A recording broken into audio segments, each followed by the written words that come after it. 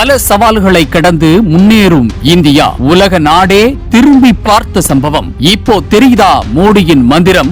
உலகம் முழுவதும் பொருளாதார மந்தநிலை, பணவீக்கம், போர் சூழ்நிலை, நிதி நெருக்கடி போன்ற பல்வேறு சவால்கள் தொடர்ந்தாலும் இந்தியா கொரோனா பெருந்தொற்று, உலகளாவிய பணவீக்கம், அரசியல் பதற்றம் என பல்வேறு சிக்கல்களுக்கு இடையேயும் இந்தியா தனது பொருளாதார வளர்ச்சியை ஒரே கண்ணோட்டத்தில் தொடர்ந்துள்ளது. உலகின் வேகமாக வளர்ந்து வரும் முக்கிய பொருளாதார நாடுகளில் ஒன்றாக இந்தியா இன்று தன்னை உறுதியாக நிலைநிறுத்தியுள்ளது. இதற்கெல்லாம் முக்கிய காரணம் சரியான முடிவோடு மத்திய அரசு செயல்பட்டதற்கான காரணமே என்றே கூறப்படுகிறது. கடந்த சில ஆண்டுகளில் இந்தியாவின் மொத்த உள்நாட்டு உற்பத்தியின் வளர்ச்சி உலக சராசரியை விட உயர்வாக உள்ளது. விவசாயம், தொழில் மற்றும் சேவை துறைகள் மூன்றும் இணைந்து இந்திய பொருளாதார வளர்ச்சிக்கு முக்கிய பங்கு வகித்துள்ளன. குறிப்பாக சேவைத்துறை வேலைவாய்ப்பு இல்லாத ஒரு சூழலை ஏற்படுத்தியுள்ளது. இதனால் மக்களின் வாழ்வாதாரம் உயர்ந்து பொருளாதார வளர்ச்சிக்கு முக்கிய பங்காற்றியுள்ளனர். உலகளாவிய அளவில் பணவீக்கம் உயர்ந்த காலத்திலும் இந்திய ரிசர்வ் வங்கி எடுத்த நாணய கொள்கை நடவடிக்கைகளால் இந்தியாவில் பணவீக்கம் பெருமளவில் கட்டுக்குள் வைக்கப்பட்டுள்ளது.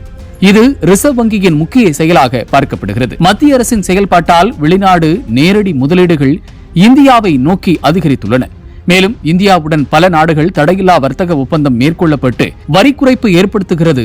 இதனால் அன்றாட மக்களின் நுகர்வு அதிகரிக்கிறது. மேலும் நேரடியாக நகர்ப்புறங்களிலும் கிராமப்புறங்களிலும் வேலை வாய்ப்புகள் அதிகரித்து வருகின்றன. இதனால் வருமான வளர்ச்சி ஏற்பட்டு பொருளாதாரத்தை மேலும் வலுப்படுத்துகிறது. இந்தியா தனது நாட்டிலேயே மின்னணு சாதனங்கள், மருந்துகள், வாகனங்கள், பாதுகாப்புத்துறை, உற்பத்தி உள்ளிட்ட பல துறைகளில் மேக் இன் இந்தியா திட்டம் மூலமாக முன்னேற்றத்தை கண்டுள்ளது. அரசின் முதலீடு காரணமாக நெடுஞ்சாலைகள், ரயில்வே, விமான நிலையங்கள், துறைமுகங்கள், டிஜிட்டல் கட்டமைப்பு, டிஜிட்டல் இந்தியா, UPI, 5G என்ற வசதியை ஏற்படுத்தியதால் நீண்டகால பொருளாதார வளர்ச்சிக்கான அடித்தளமாக உள்ளது. இந்திய வங்கி தற்போது வலுவான இடத்தில் இருப்பதால் கடன் வழங்கல் அதிகரித்து MSME மற்றும் ஸ்டார்ட் அப் துறைகளுக்கு ஆதரவு வழங்கப்படுகிறது. உலகளாவிய பொருளாதார சவால்கள் தொடர்ந்தாலும் இந்தியா பல்வேறு சவால்களை எதிர்கொண்டு வலுவான அடித்தளத்துடன் வளர்ச்சி பாதையில் தனது குறிக்கோளுடன் முன்னேறி வருகிறது. மக்களின் எதிர்காலத்தை நோக்கிதான் பிரதமரும் வெளிநாடு பயணம் என்று பல்வேறு கட்டமைப்பை இந்தியாவிற்குள் கொண்டு வருகிறார்.